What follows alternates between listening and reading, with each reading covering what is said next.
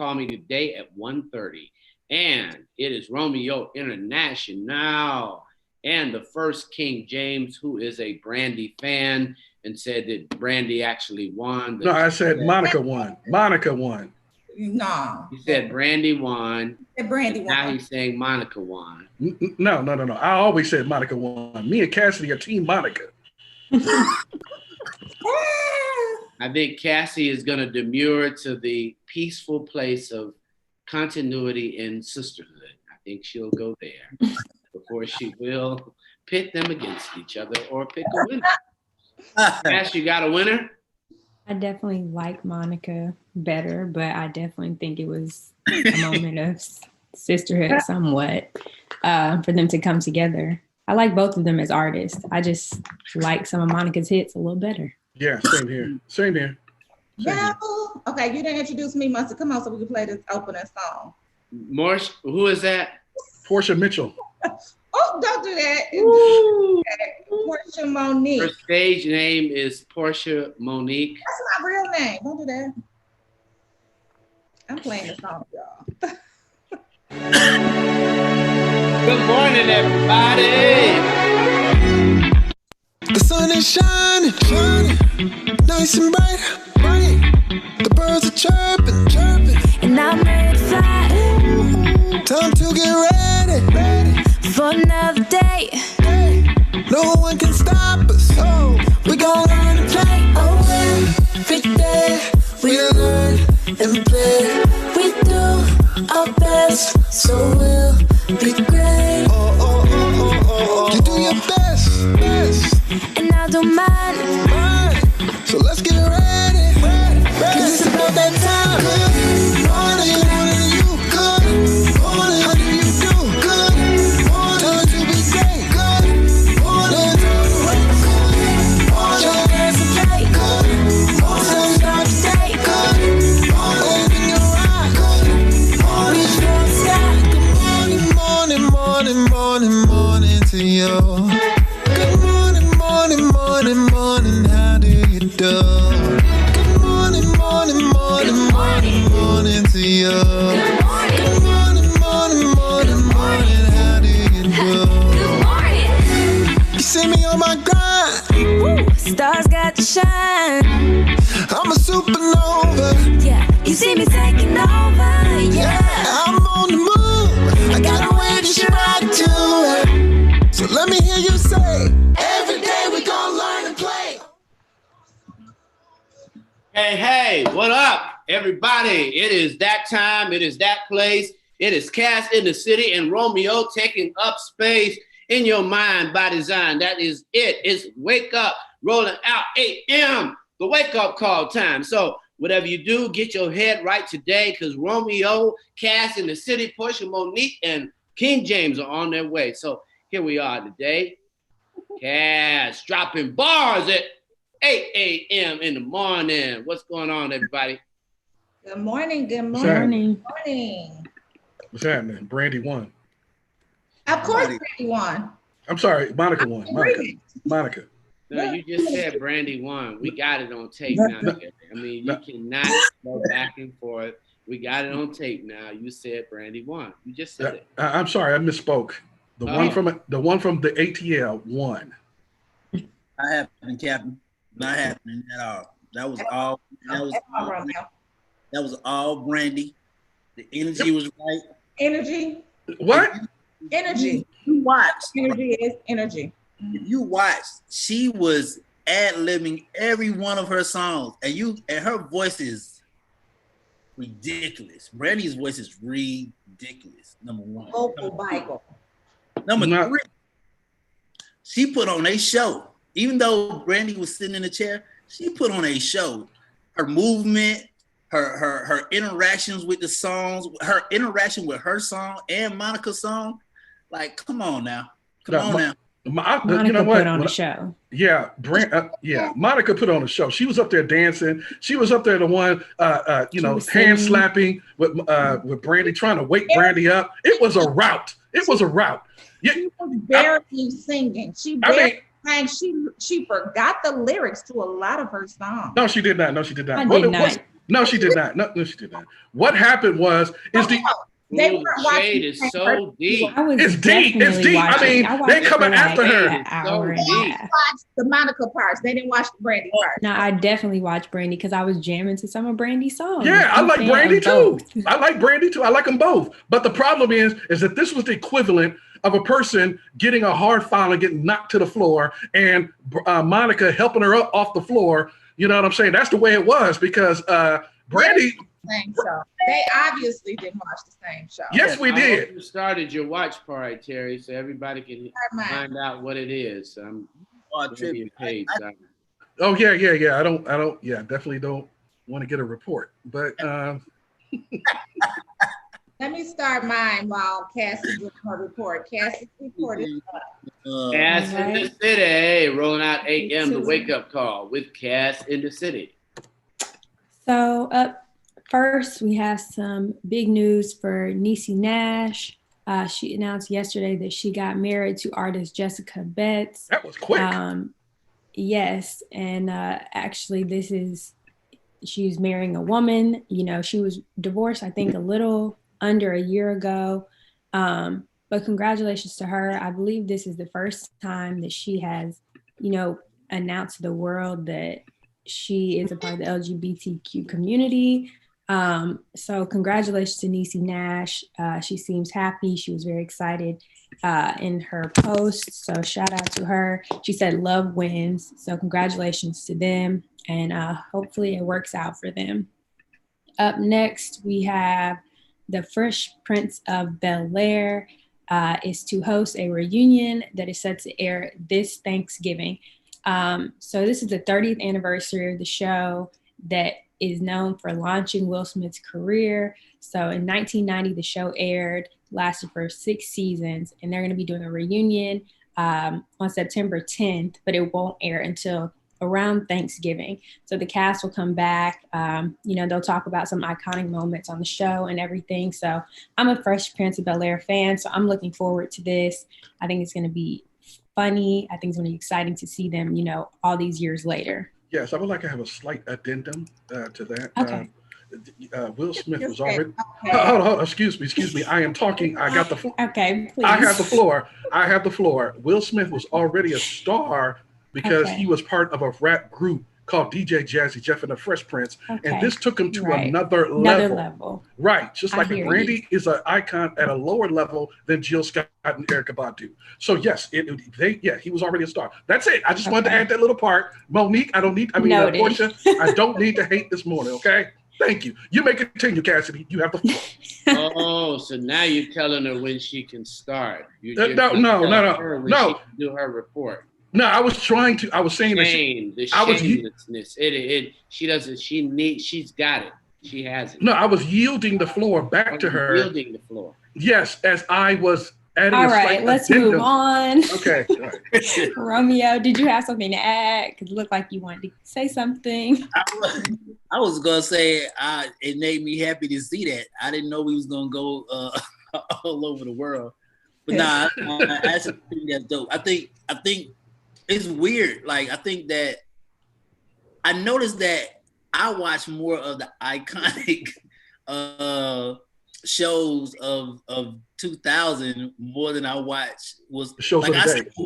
I still watch Martin like it's new. I love Martin. Yeah, I mean they come on frequently, so it's cool not very to funny. go back. I love Sanford and Son better than Martin.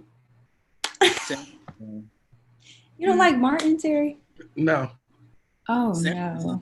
Just like he don't like Brandy. Next. I like Brandy. I do like Brandy. Don't tell me who I'm going to like. Don't you try to assign characteristics to me without my permission. Okay, that's not how it's going to go down here. I thought we were talking about the Fresh Prince. My comments, my thoughts on the Fresh Prince. Yeah, I like the Fresh Prince. I don't like Martin. That's my opinion. Thank you.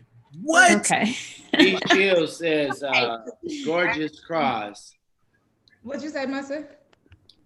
Facebook, one of the some people are shocked that Niecy's married a woman. And it's our favorite, Iris Baker. I was shocked too. I was like, whoa, where did this come from? But okay, B.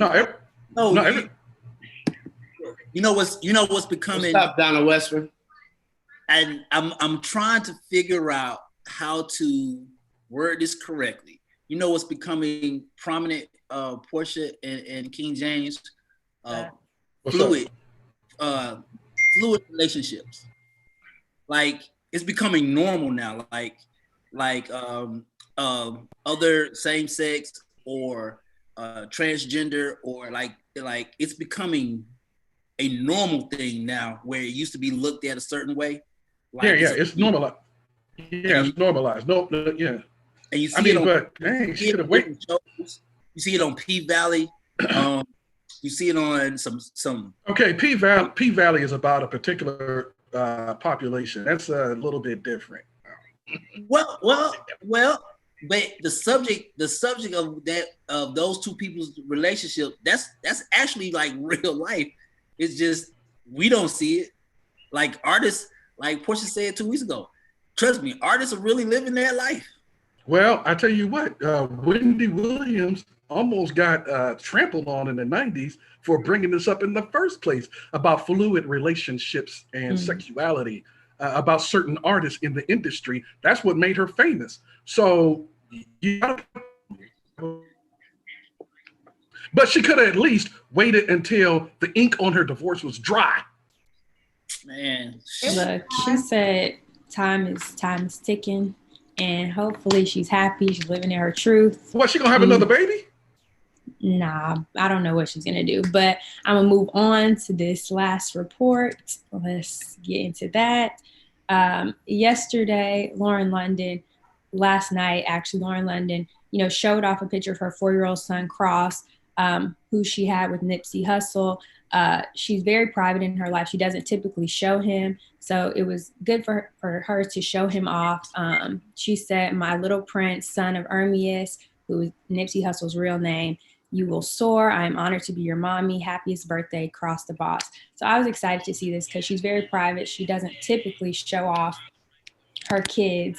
So I was excited to see Lauren London post him. He's super adorable. He looks very much like her. And we have some birthdays today that we are going to get into. It is Zendaya's birthday, Alexis Olympia Ohanian Jr., which is Serena Williams' young daughter, as well as Kylan Morris. So shout out to them and everybody else celebrating today. We wish you a happy birthday. Are you familiar with Kylan Morris? I am not. Okay. Anybody? Okay. Yeah. I thought I was just the only one. Son. Huh? Stevie Wonder's son. Stevie Wonder's son. Okay. Well, happy birthday, Stevie Wonder. Stevie Okay. Wonder's son. Y'all tripping. Get to this birthday song. Let's get to the birthday song. We got balloons, yeah. The cake is on the way. We got the music playing, cause it's your holiday. Woo. We invited family, and everybody came. I strike a pose for me like you in a picture frame. You got your finest clothes on, and $1 million smile. So we gon' celebrate you for a while. And don't forget we got the candles. When you away, then don't forget we got the candles. Happy birthday, gonna celebrate you for a while. Candles, blowing you away. Wait. Candles. Happy birthday, happy girl. So if you're proud to make another year, put your hands up. Happy birthday. Right. Somebody just like you. Happy birthday, everybody. In COVID, we send you a big birthday cake. Hopefully you can go to the club and have your party in a private booth and, wear a mask and eat some cake. That's a joke, everybody. But, you remember the days when you could actually run and hang out with your friends and go and have a COVID party. But at least, be safe. Have a great time. Two quick comments. One, and that's actually kind of funny because now you actually got to talk like that. Hey, man, I was talking to my friend the other day. hey man, you remember when we could go outside? You remember when we was outside? Like that's how the conversation started. Hey, you remember when we was actually walking together in a group? But Cass, I was gonna say to your report, I have a lot of respect for Lauren London and Vanessa Bryant for their husbands to be icons. And I can just imagine them, like there's nowhere in the city that you can go that you do not see their face or mural or painting or like on a daily basis. That has to be crazy. But Portia, what you got? Oh, so let's get into this Brandy versus Monica battle. Monica won. We really need Amir on here because I know he broke it down by category. You need to get, because I'm here to tell you that Brandy won. So 1.2 million viewers. Last night they broke records. If you missed it, then you can catch the replay on Versus IG, Apple Music, or just Google it. But it was fire. It was taped at Tyler Perry Studios, and they were both in person. We were definitely expecting them to sing a little more, but Brandy did her thing. Brandy sang her song. Brandy also sang Monica's songs. I'm just saying. No, Monica sang too. Monica got up and danced. Hold on. Some people say that Brandy. It's Portia's report, Terry. It's actually her report. Wait a minute. Some people say that it's a lie, not a report. It's a lie. It's not a lie. Some people say that Brandy sang Monica's song way better than Monica sang. I'm delivering the message. I'm just saying. No, that is your opinion. That is your opinion. No, that was Twitter's opinion. Like, okay, but I saw some Twitter responses where they said that Monica won and you're not quoting them. So you're not doing the full report. You are a reporter. You're supposed to be objective. Ain't that right, Cassidy? No. Mm-hmm. Yeah. I'm reporting what I saw. I saw a lot of people saying that Brandy sang Monica's songs, like literally all of them, better than Monica did. That's all I'm saying. I'm just reporting it. I do not like agreeing with Portia.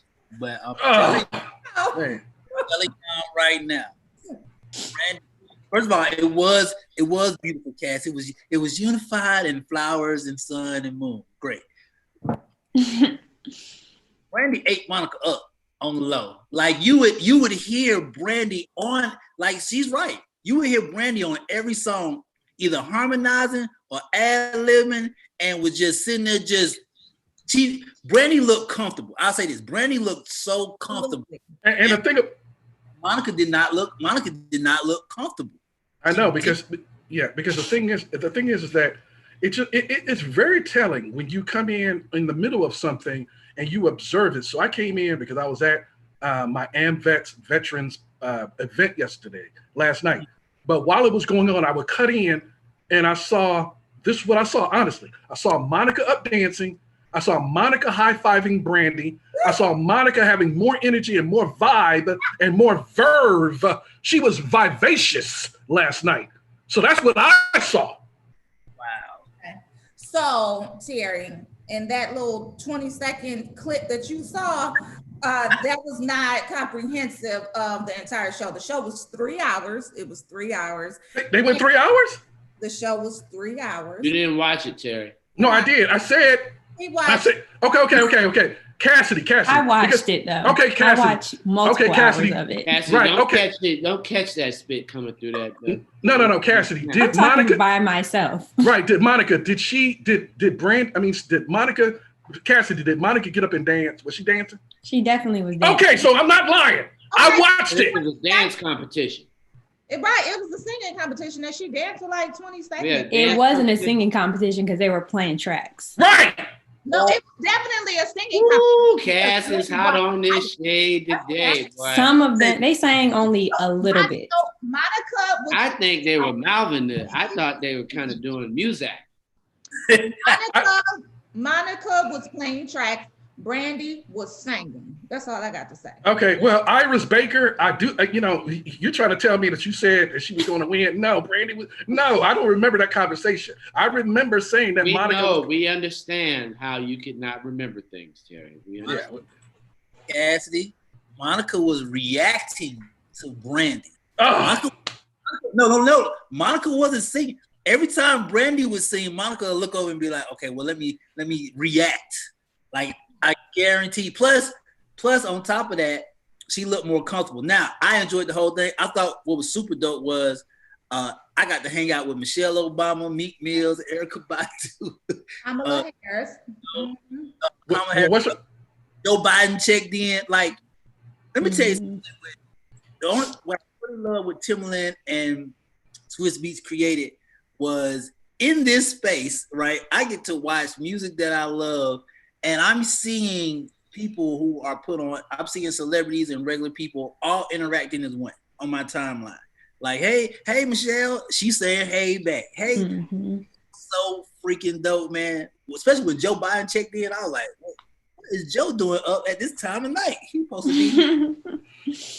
Yeah, it's definitely cool to see the comments. So just checking in. The details just a bit. Like Romeo was saying, there was definitely an awkward energy in the air with both of them. They just did not appear to be comfortable with one another. No. In my opinion, seemed a lot more comfortable than Monica. It may have had something to do with that awkward Fendi corset that Monica had on because she had to sit in it for 3 hours. It was cute, but it looked a little tight and a little uncomfortable, and we couldn't figure out what was going on with the pants. It was the pants, was it boots? What was like something was off. So maybe she was just uncomfortable with that. What she was comfortable with was her hair because she kept swinging that little bob. Her hair was cute. Her hair was cute. The hat was cute. Oh, you actually gave her a compliment. Cute. Absolutely. I give credit where credit is due. That little corset thing. I don't know if that helped her sing better. Did it help her sing better? Not at all. No. No, what it was is that I think the negative energy emanates from the fact that Brandy started this whole rivalry thing and this whole beef thing, talking about the song is mine. The song is mine. No, it was both of y'all's. It was both of y'all's. The Boy Is Mine was a masterpiece song that belonged to both of them, and then Brandy tried to own it as if it was hers. And that last night she owned it. She owned it last night. See that I've seen both on Twitter. I've seen diehard Brandy fans say Brandy won, and I've seen Monica fans say Monica won. There was a lot of talk about fashion. Yes. Not gonna get into that shade, but there was a lot of talk about fashion. Yeah. And energy. There was a fight that broke out at the concert. Moniece from Love Hip Hop Hollywood broke out into a fight with I can't remember the lady from Love Hip Hop New York. So it was so much going on in that chat space. I don't know if y'all saw. I saw Meek Mill shoot his shot at Brandy. I just saw a lot of stuff going on, man. I didn't know who he was shooting his shot at. Yeah, and Brandy looked like she was dressed to lay out on the couch at home. I mean, she didn't look like she came for a concert. Like Megan Thee Stallion did over the weekend with her virtual concert that she had. You know what I'm saying? So it was just. Let me throw this at you: the power of Black excellence. Like, I really want people to grasp this. Two iconic women did 1.2 million views. Yeah. Instagram. No. Instagram. They had more views than the MTV Awards. Two women. That right there, volume, people. Our voice is so powerful that, and I'm talking about, Cass, tell me if I'm wrong, I don't even think it dropped below 1.1. Like, I don't think it did. And they took a break in between. They took a break, and I said that like break, like doo-doo-doo. Right. No, I thought that was great, and I'm just so happy that Swiss and Timbaland did not sell the majority stake to Apple. That they're still the majority owners. They didn't do the Motown thing, which they do a lot in Detroit, just selling off the whole piece. But Portia's not here, so but anyway. But I know why they did that. At first, I was against that, and I've learned, Cass, to not speak as much. At first, I was against that. Now I understand why Apple got involved. The volume, like because because if you guys remember the earlier stage, you know, it was the signal, it was this, it was it was two people on two different coasts. You couldn't hear the music. Now, ever since I think when did they start doing two people together? Cat, was it Snoop or was it Fabulous? The first I think it was people they Snoop. did. Yeah, I think it was Snoop. I think it was Snoop. Ever since they started putting two people in the same room, it's been perfect. There was some audio problems though in the beginning, very early. There was an echo, and I think it was on IG, like on IG Live, like versus IG. But that they fixed it after like a little bit, so definitely much better. That power, man. So we're gonna go into the rolling out social report and Romeo International. Today is September 1st. I'm good energy today. Change my mindset. Change your mindset. All right. So shout out to Usher Raymond and his girlfriend Jen. I cannot say your last name, but go at it, girl. They're expecting their first child together. Now, at first I thought people was gonna be surprised. People are not even surprised. They're like, hey, Usher and the girl. I was surprised. Usher, like, where does this girl come from? Usher and the girlfriend apparently have been kicking it for a while, and now he's expecting his first child with her, which will make him have 3 children total. I think I'm gonna do my count again. Next up on the docket, wherever she go, I'm gonna go because we're gonna get it done wherever she go.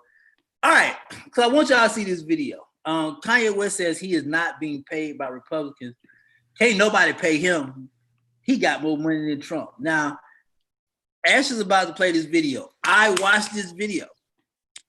I don't know how I feel about Nick Cannon now. Like, I watched this clip. If we can play the clip, I want y'all to see this.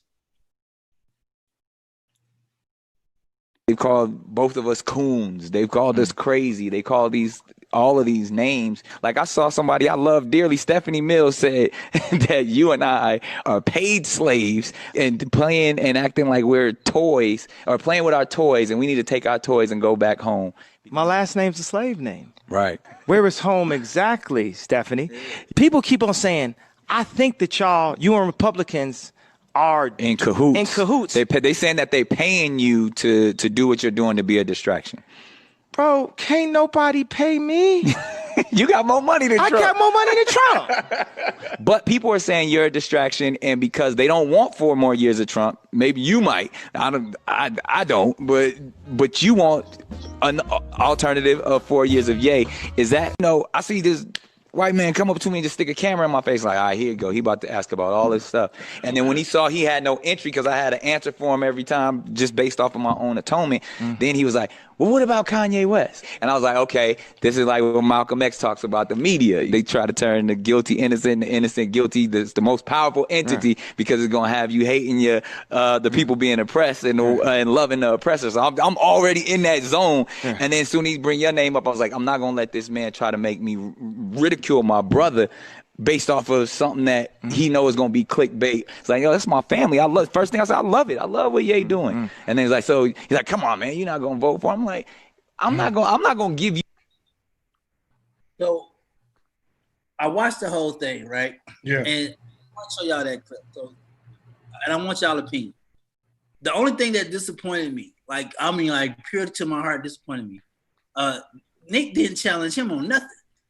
Like he basically let Kanye skate. Like he brought up the topic, he befriended the topic, tried to make it make sense, and then moved on. Like you're the first person who's able to talk to this man. Like you're the first person able to talk to this man, and you let him skate. What do y'all think of that clip? Well, I tell you this about Nick Cannon. I've thought about this for a while. Nick Cannon equivocates. He vacillates from one side to the other, whichever is popular, whatever the wind blows. I remember thinking at the pinnacle of his great and versatile career, I was seeing him on his show, Wild 'N Out, that he was sagging his pants all the way down past his behind on his show a lot. And I'm thinking, that's not Nick Cannon. That's not how he was grown up. That's not has been part of his career, and it just seems so weird and out of place. And I'm just like, this dude is doing whatever is popular at the moment, and so I don't trust Nick Cannon. I think he's a great businessman. He's great on TV, but I don't trust him. That's my opinion. I need to go back and hear it because I wanted to hear what he was going to say after that last point where we cut off. So I'm going to go back and watch that. But I think he's at a place where he's trying to figure out how he should move after, all the ridicule that he received from his last comment. But he should do it in silence. Gangsters move in silence. Yeah. Yeah. And so he should go back, retreat into his bunker, try to figure out what moves he wants to make, and then come back out. He's doing it all in front of the cameras. One time, one time he's doing anti-Semitism, then he's apologizing. One time he's against and calls Kanye a clown. Now you're on his side. Dude, stop equivocating. Stop vacillating. Stop dancing from one side of the fence to the other. Pick a side and stick with it. Or if you don't know what side you wanted to be on, fall back, figure it out, and then come back. I think, and I'm not going to speak for Cass. I think what she was trying to get to was the fact that, you have like nobody talks. Let's be honest, nobody talks to Kanye. Nobody. Like Nick Cannon and Charlamagne the God. That's it. So if you have the opportunity in the past, 6 months to actually speak to the man about what he's doing, this, that, and the third. It really, truly just hurt my heart. Like, I was just like, I'm lost right now, Nick. I don't know where you're going with this. What are we doing? And why are you let him? I get it, Kanye. Yeah, you got more money than Trump. I want you to let you know that people that support you, the fans that bought your music, that supported you from college dropout in school on up. Yeah, half of that million is mine. At least $72 of it. $72 of your career is mine, brother. I just want to let you know that. God. Give me my 72 back. Yeah, but I mean, you're right. And it is inexcusable for him to interview somebody and not challenge him on any point. He's been in media too long. I mean, that's just not, you can't defend that. Dude, if you're going to bring somebody on, then you got to at least say, well, what about this? Or what about this? Or at least fake it like you're trying to be an objective reporter and say, well, I want to play devil's advocate, or this is what people out there are saying. At least go like that. That's why I think he was coming from a place of, you get a lot of backlash. I've been getting a lot of backlash. Let's just have this conversation like friends. I think that's how he approached it, not like a journalist. Okay. Free of bias, I would say. Y'all, I don't know what happened to my internet. It just went out and I couldn't get back on. So I'm back. Welcome back. Took it out. She took a pause to put on some more makeup. She did that. I don't need makeup, boo. Oh, okay. Okay. Last but not least, man, shout out to Devin Booker. Rumors are floating around that he and Kendall are dating. I want to welcome him to the family along with me and Courtney. I think Devin is a great guy. He's a great basketball player up in Phoenix. Oh my goodness. Me and Courtney want to just welcome you to the family. So shout out to Devin. I hope that relationship works out, man.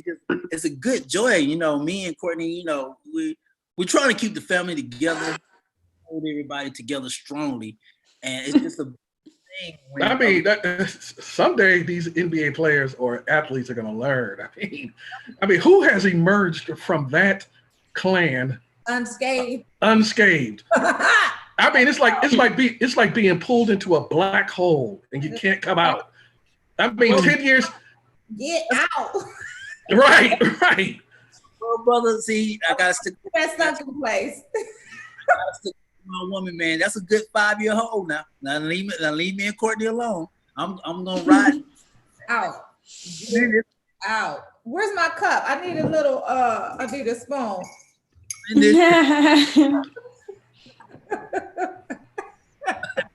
Get out of that summer place. Just don't even go into it. I mean, they are a cute couple, but get out. Well, so me and Courtney ain't cute. Y'all cute too. But I promise you, I don't think your mama would approve of Courtney. And not only that, why'd you pick? Oh, you picked Courtney. Oh, okay. He picked the natural one. Yeah, the only one who ain't bought, who don't have flat tires on her body. Yeah, you're right. Yeah, she's beautiful. She's naturally beautiful, and I like the way that she kept it there. Now, I'm not saying that she may not have had a nip and a tuck somewhere, but you definitely can't tell. And she's probably the one that had the least. No. She's not the one that went to a used part place and bought all their body parts. You're right. Oh, right. Yeah. Yeah. That's my family. I mean, because Courtney, because Chloe and Kim and the rest of the family look like fix-a-flats. I mean, seriously. Let me get this clear before you go to your report. Even though Kanye West is in the family, we just welcome back Tristan Thompson from the Cleveland Cavaliers. He back. We just welcome back. I forgot who babysits his dating, but you know her and her child daddy. They Travis back. Scott. Place. They don't even have an identity when they go into that family. They just like Kylie Jenner's boyfriend, like Kim Kardashian's husband. Like, who are they? You know what I'm saying? Like, they don't even have like Chloe's baby daddy. Like, they don't have identity. I hate to be called Courtney's boy toy. I hate it, but I live with it. So as we move King James report. Oh Lord. Yeah, well, I'm not going to join the Fix-a-Flat family, so I'm just going to move on to my report because I like real, you know what I'm saying? And they're not real.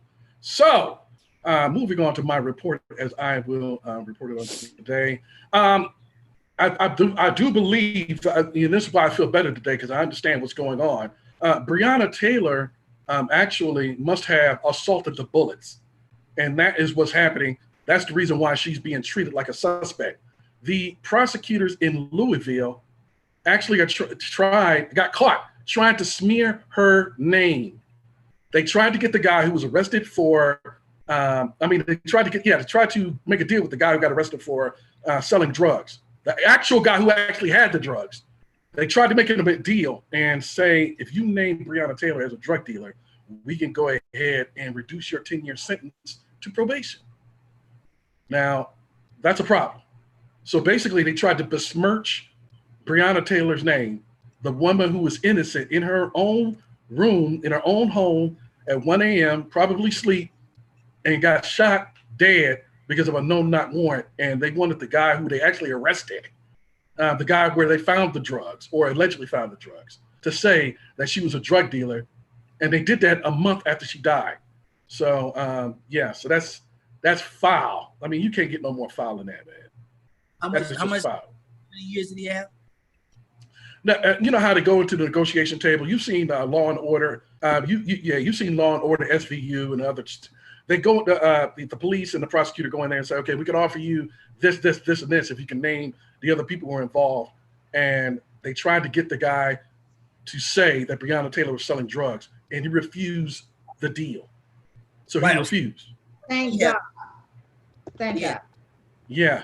But the problem is that the man who's responsible for investigating this, the state attorney general of Kentucky, he took time off again. The murder happened in March, but he took time off to get engaged, and he took time off to go to the Republican National Convention, but we still don't have any arrest or any conclusion in the Breonna Taylor case. He keeps taking breaks. He can take breaks. Like, he might as well go golfing. He might as well go golfing like somebody else likes to do every week. Because he's not solving the case. Yeah. So we need the case solved. Get married, right? No, he got engaged. He took time off to get engaged, and then he took time off to go to the Republican National Convention. But the Kentucky Attorney General don't have time to investigate the case. And guess what? He said he still needs some more material from the FBI. Now, it is September. The murder happened in March.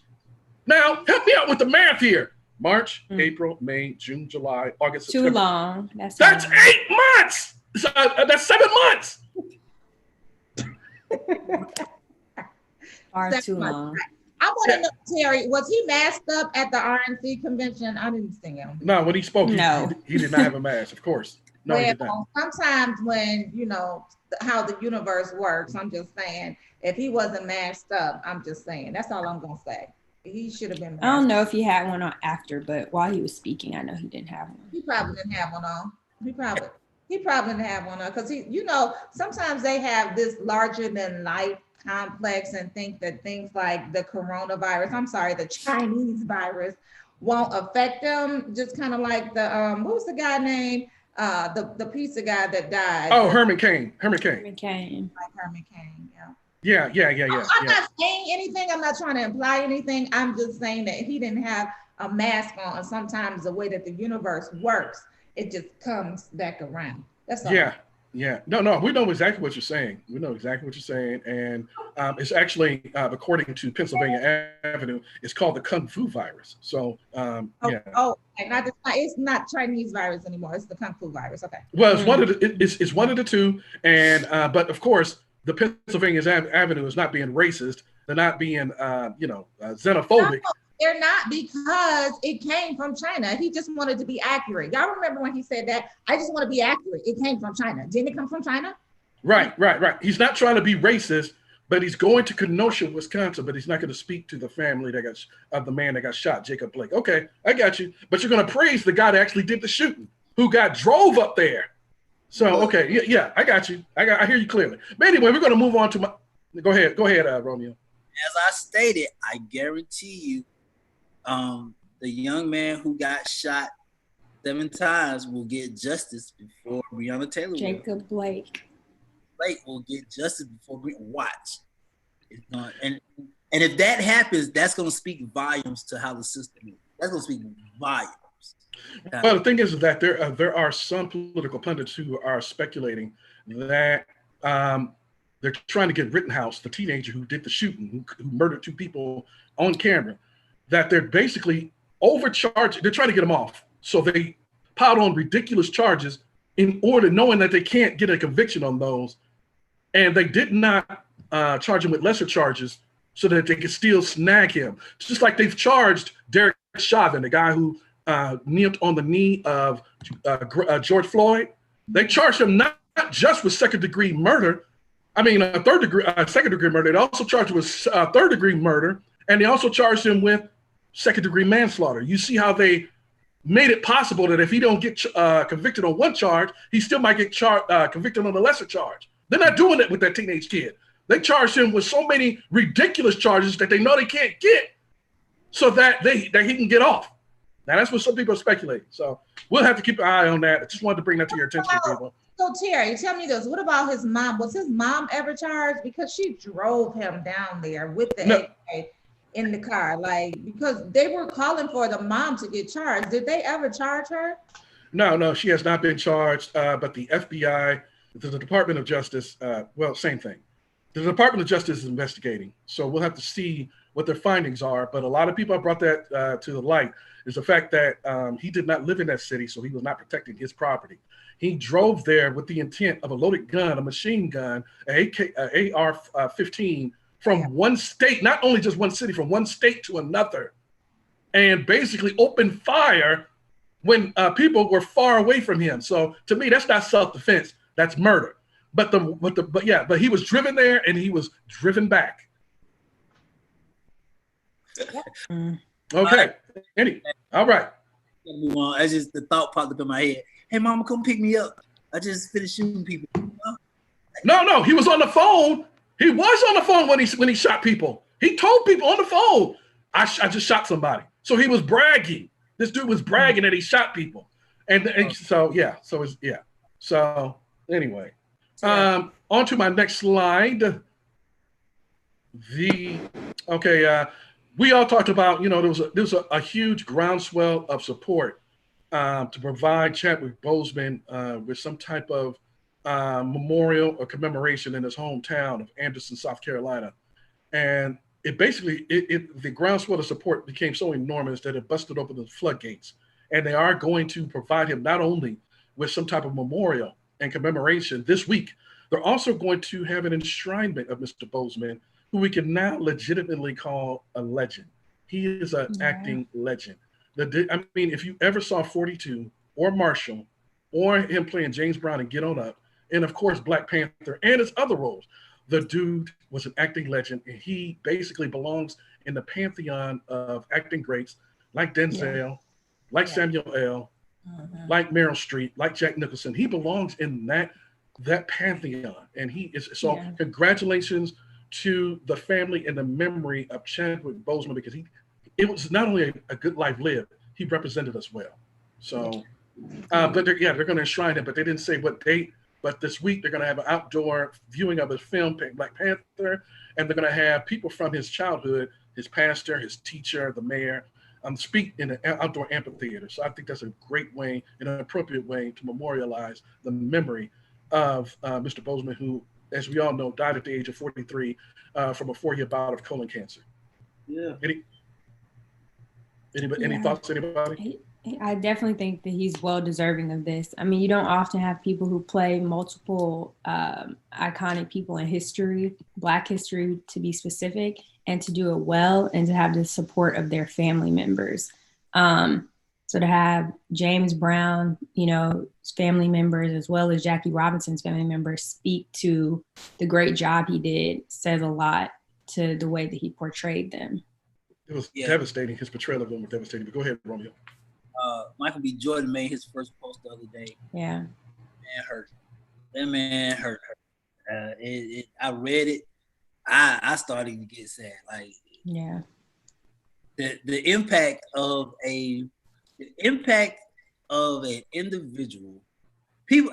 This is where you got to be careful at, and this is where you got to be careful at when it comes to trolling. The impact that a person has on another person's life, you never know until that person is gone. The impact, So just to see what you just said, what he accomplished in a 5-6 year span, like what he accomplished in a 5-year span from 39 to 43. Come on, man, that's ridiculous. And that's a lesson in giving people their flowers while they're still here. Give them their flowers, give them their praise. I had somebody from about 10 years ago who never spoke to me, and then 10 years later he says, "Man, I always thought that you were a great writer." And I'm just like, you let me go by 10 years thinking that you had some kind of thing against me, and then you felt highly of me? What if I had died, and then you would have said over my grave, "He was a great writer, everybody"? Well, I didn't hear it. Well, give people their flowers while they're alive. I mean, what, Gary? But that was kind of morbid. That was a morbid analogy, but I get it. I understand. Give people their flowers while they're here. Yes, and kudos to Chadwick Boseman. Man, what a legacy he left. What a legend. What an iconic hero. Like, just job well done. Job well done. And a portion that tag along with that. It actually speaks to the fact that age, to be honest, age don't really matter. Like when it's your time, it's your time. Age don't even really matter. The fact that Morgan Freeman blew up and then Samuel L. Jackson blew up and then like it's weird. Like age doesn't really matter. As long as you know your goals that you need to reach, you will get there if you stay on that same path. And he stayed on that path. Go ahead. No, I concur. I just think that when you know what your purpose, your purpose is, and you write down your goals, and you cannot be deterred from it, even if you are under enormous strain and personal pain, as he was, because nobody even knew that he was, going through chemo. Can you imagine that? 10, 12-hour day sets, and you're going under chemotherapy, and you're trying 4 years. That's incredible. That is just beyond my ability to fathom. So shout out to Boseman. My final segment in this piece on my report, if we can go ahead and roll to that. Now that the versus is over and people are clamoring for the versus battle between Chris Brown and allegedly with other people, Mary J was trending this morning. I believe it's number 3 on Twitter nationally, because they want her to do a versus battle with either Toni Braxton, and then there were other choices that I saw of her with Mariah Carey. I think, in my opinion, Mary J is a legend. She's an icon, but I think that I do believe that Tony Braxton seems to be a better pairing. What do you guys think? Tony Braxton with Mary J. Blige, it's a no for me. Both of those, it's a no for me. Like I wouldn't put Mary against Tony. I wouldn't put Mary against Mariah. I wouldn't. Like it. I think Tony. I'm gonna just speak honestly. I think Tony is way up here. And Mary, even though I grew up on Mary, like love me some Mary. Mary is definitely a legend. I just don't think the two match. I don't think it will be a good matchup. Not at all. I agree. No Tony, no Mariah for me. Maybe Faith Evans. Maybe Faith Evans. I'll give you that. Yes, because yes, Mary and Faith was in the same era. Yeah, that works a little better. Mariah Carey need to go. If it's Mariah Carey, it need to be like Mariah and Janet or something. Whitney, like famously Whitney. Like you gotta bring Whitney back for that versus. No, that's what I was saying. That's what I was thinking. That Whitney Houston would have been appropriate. But you saying that, in your opinion, Portia, you're saying that Tony is up here and Mary J is like. And they're in two different eras, two different, I want to say genres, but definitely two different eras. Like Tony just has a sound. She has a sound and style of her own. Mary does too, but it doesn't match up for me. I'm trying to look for the reasons why in my head. It's just in my head it's saying it's a no.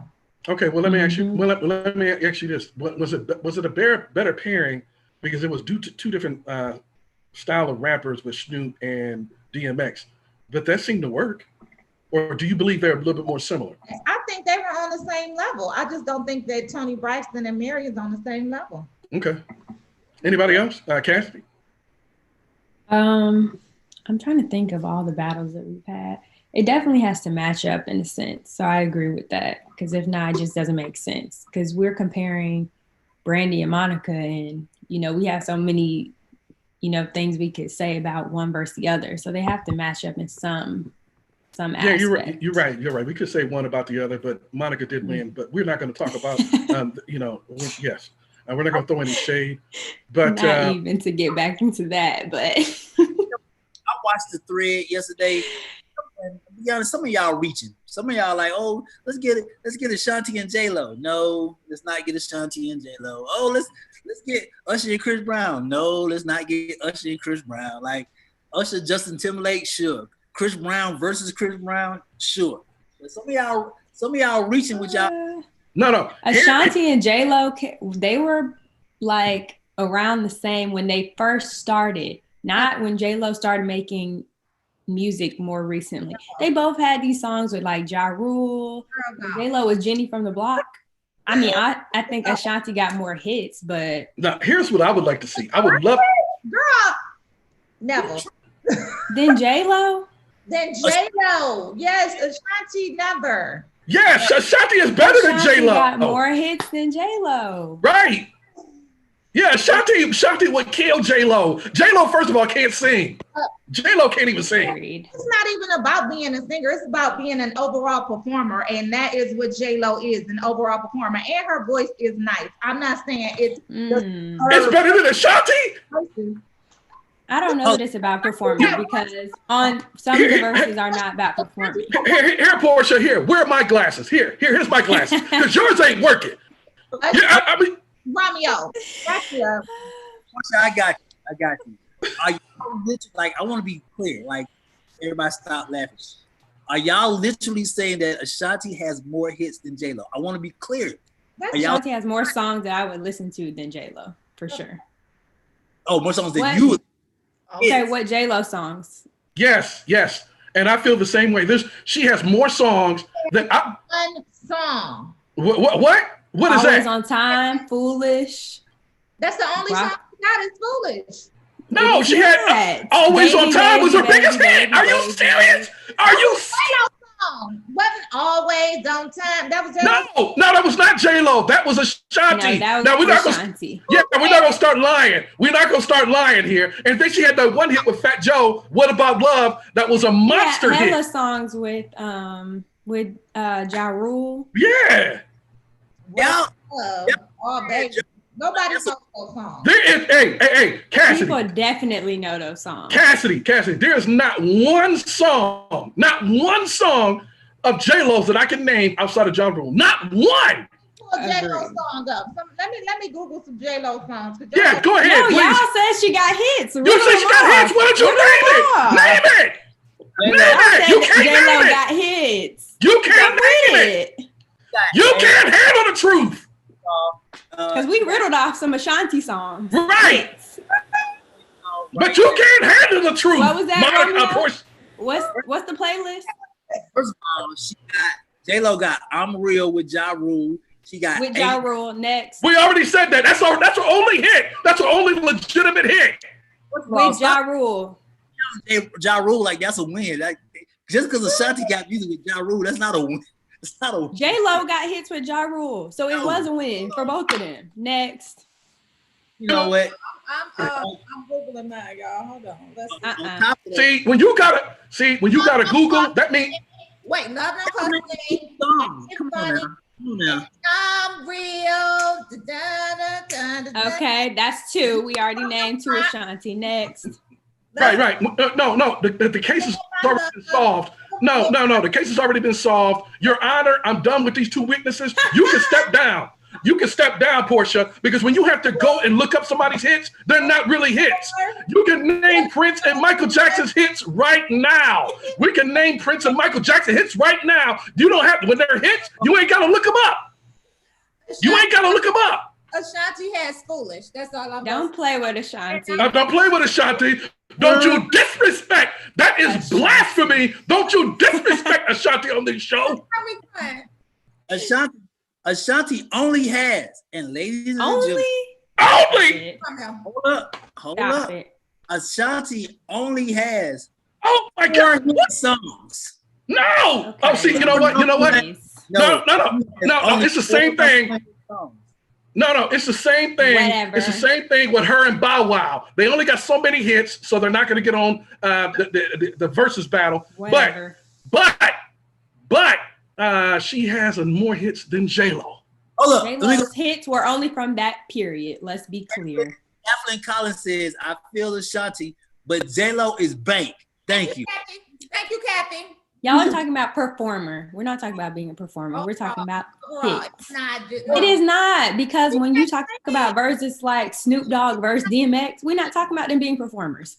Yes, we are. No, you're not. You talking about who got song hits, who got lyrics. Come on, please. Whose stuff you bumping? I mean, you are being so disrespectful, Portia. You're being so disrespectful. Today, it's Team Terry and Cassidy today. Y'all not coming with facts. Y'all got two songs for Ashanti. Go ahead. We just named 4 or 5 Y'all of didn't them. name no songs for J-Lo. Right, you couldn't name no songs. You had to look it up because they're not real hits. Let's get that clear. First of all, Cassidy and we named 4 or 5 songs off the rip without looking it up. Case closed, Terry. Let's move on. Next. Okay, yeah. Right. Listen, Your Honor, step down. I got a hostile witness here. You are in contempt, Portia. Go ahead, Romeo. Let's be clear. We're talking to somebody who only watched 20 seconds of Monica dancing. I watched 2 hours, 30 minutes. So move on. Next. Mr. Smith. Yes. I need you in on this one, Mr. Smith. Did you who you got, Mr. Smith? Oh, you're on mute, sir. Take yourself off mute. Bottom left corner. I'm not a big J-Lo fan. Thank you. So without getting too much to the mix, I don't know. I'm trying to be neutral here. You are, but who got more hits? If you had to hits. I just don't think J-Lo's it. Thank you. We appreciate you coming on this morning. Don't hang up on me. No, we're not. Thank you. We welcome you to the Mr. show. Mrs. Smith, we're not going to hang up on anybody. We just want Romeo to escort himself out of the room at this time because he has violated the sanctity of real music. I mean, come on. Now, we're going to. I like the brother, so let's not be too hard on him now. No, okay. Romeo's a good guy. He just needs some, remedial training on fundamental music. That's all. Okay. Fair enough. Great conversation, but don't be fooled by Cassidy and King James. These two people who picked Monica to win last night. So don't listen. Whatever. Yeah, but he's already said his answer. Let's he's already said his piece. He's already said his piece. Thank you very much. Thank you. Close. Hey, Romeo, turn the light off on your way out. Thank you very much. Now, and since he's a guest, we're gonna give him a pass because he is a guest in our house. It's fine. He can have an opinion, but thank you. Give him a pass. Because I don't know the whole context of the discussion, so I just came in on the latter end. So. You came in at the right time, and we thank yes, you. We welcome you. Please introduce yourself to everybody on the morning show. Sure. My name is Philip Smith. I'm the national president and founder of the National African American Gun Association. We're a 35,000 member organization, and we are national in scope. Yes, and the thing of what I wanted to get into was the fact that, and thank you for coming on to the show. I'm actually Terry Shropshire. I'm the gentleman that invited you, but I just go by my birth name sometimes on the show. The first King James. I'm from Akron, Ohio, and that was the first one. I came before LeBron, so that's why I call myself the first. But anyway, gotcha. Now, but to move on to a serious subject, I think that people need to take into account take into seriousness about gun ownership and the history of Blacks and gun ownership beyond the Black Panther Party, beyond Huey Newton and Bobby Seale, and and the rest of the crew from October 1966. I think that what we need to do in these tumultuous times is take into account what is going on and why Black people perhaps should consider gun ownership. Now, I'm being a military man myself, I had 2 guns every day, so I'm used to it. But some people are not accustomed to it. So what we wanted you to do is to explain how this organization kind of exploded, because you only founded it 5 years ago. And you're already in the tens of thousands of members. When did you first become enamored with weaponry? I'll be honest. Okay, that's a great question. When I came out to Atlanta in 2002, I moved from California, Sacramento, California, and the South is a different culture, as everyone knows, relative to California. And I just fell in love with it, man. Just to be honest, I like the fact the way African Americans rolled in the South. They have guns, they have big churches, they are close knit. I like that. I didn't see that in California. I like the fact that Black women are respected in a different way versus California. I just fell in love with the whole process of being in the South, from sweet tea to grits to everything. I just like it all. Hey, you can't argue with you. Yeah, and you just gained a whole lot of fans with your last statement there, man. I do. I just love it. I wouldn't want to be any other place in the world but Atlanta, Georgia, and the South per se. Having said that, when I came here, I did notice some definitive differences relative to where I came. And that is in Black households and white households for that matter, guns were just part of the general process. Fathers gave their sons guns for birthday presents. Mothers gave their daughters guns for gifts. They go out and shoot competitively at big family get-togethers and family reunions for 2 or 3 days. They had real gifts and trophies that they would give to each other at these gatherings. So guns are just really integrated into the Southern, I guess, psyche, lack for a better word. And when I saw that, I said, you know what? If these folks can have that type of synergy, I think we can expand this out to a larger mass of folks and within our own community nationally. And that's what I did. I went back home, put together I thought a mindset that I want to see on a website, a culture that embraced us and our beliefs, our concerns. If you go to our website, you know it makes Black people feel comfortable first and foremost.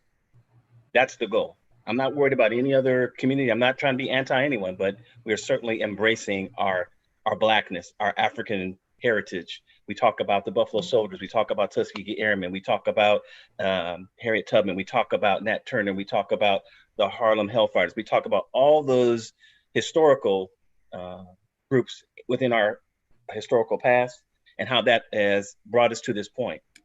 I'm kind of going to jump. Go ahead, because I'm going to get ready to jump into a lot of different directions. So.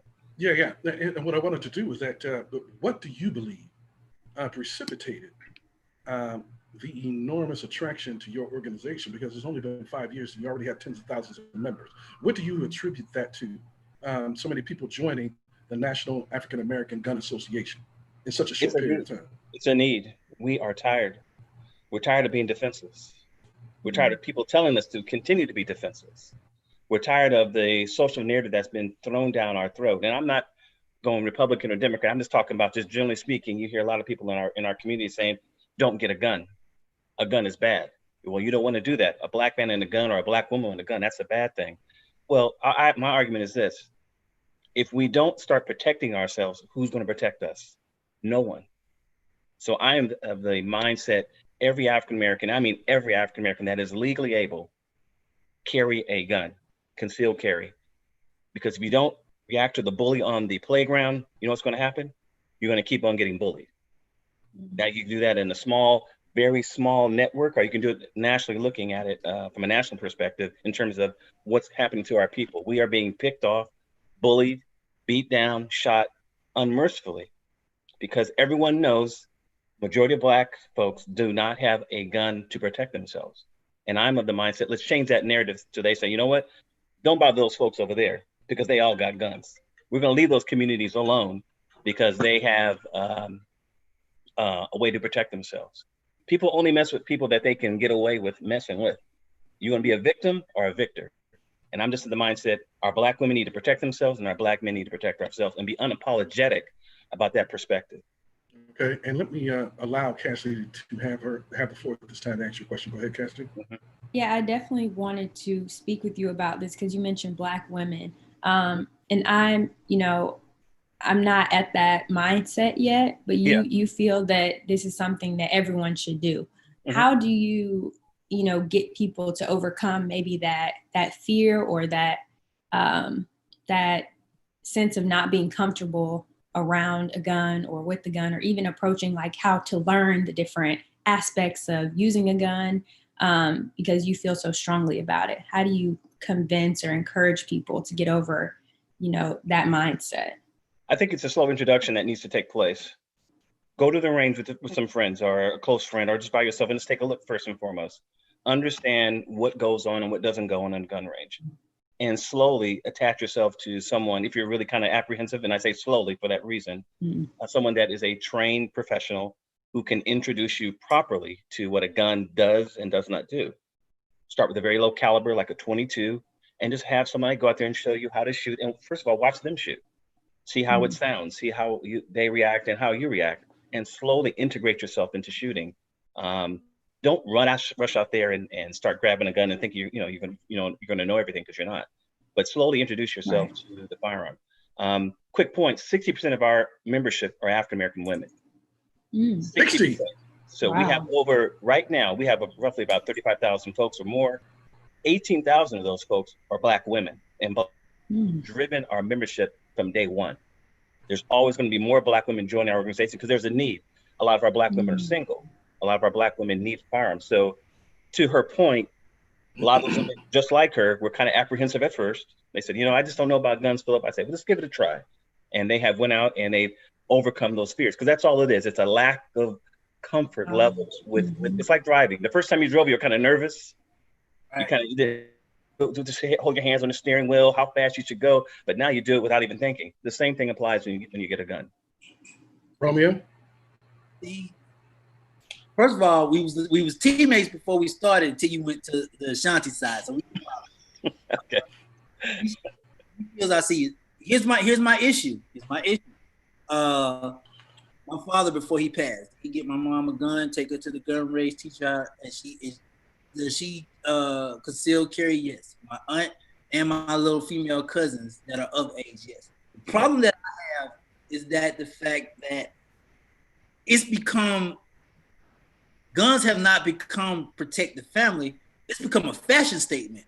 I will see more photos of people taking pictures of them with their guns, or they hanging out at a photo shoot with their guns. I'll see more black people, especially millennials. Let me go to that range. 18 to 25, where it's a trend. It's a fashion statement. It's not a responsibility.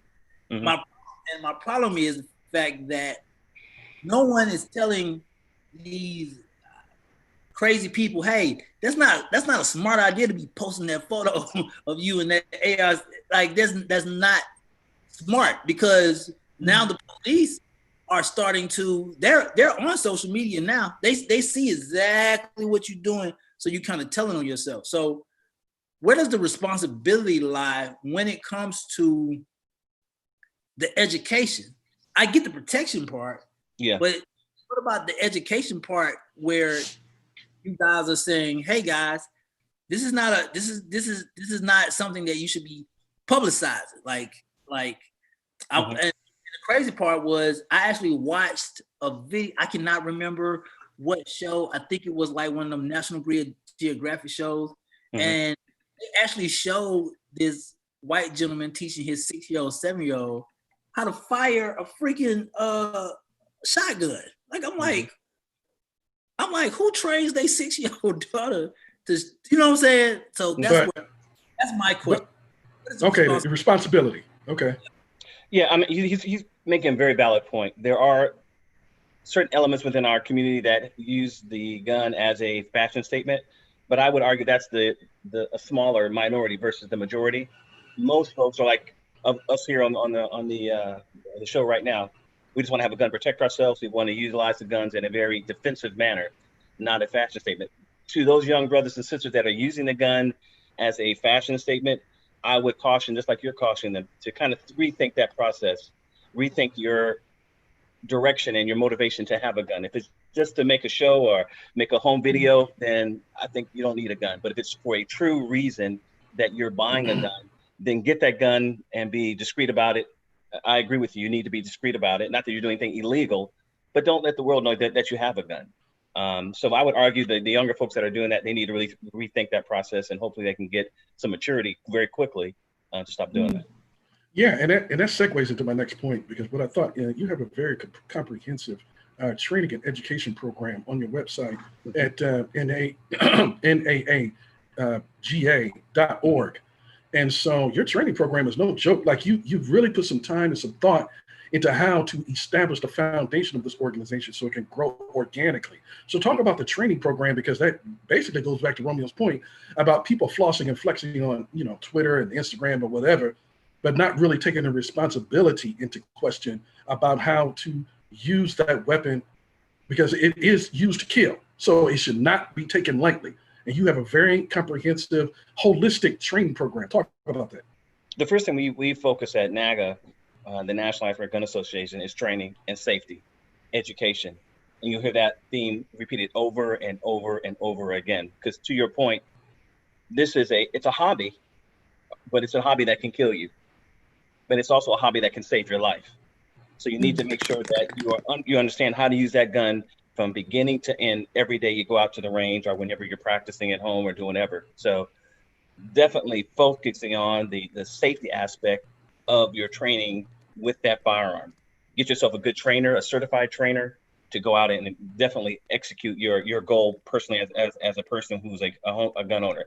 Two, the point I want to make is that we've been able to partner with USCCA. They're a national firearms training organization. They're national in scope. They have a definitive list of courses for men and women that you can take, from beginning all the way to tactical stuff that you can use for self-defensive purposes at home. So we had a really good partner that really helps our organization on a national level, that can kind of uplift our skill set and the course curriculum that we can offer our members right now. So we're very pleased about that. Okay, and please state what that acronym stood for that you partnered with. USCCA. Okay. United States Concealed Carry Association. Okay. And you are on Rolling Out AM Wake Up Call. And thank you for coming on with the National African American Gun Association. But you do some training on your own within the organization. Is that correct? And you have chapters. I wanted to also mention you have chapters in pretty much every state in the Union. I mean, I didn't know that you had black gun owners in Montana, Utah. Yes. I'm just like North Dakota. North Dakota. Yeah.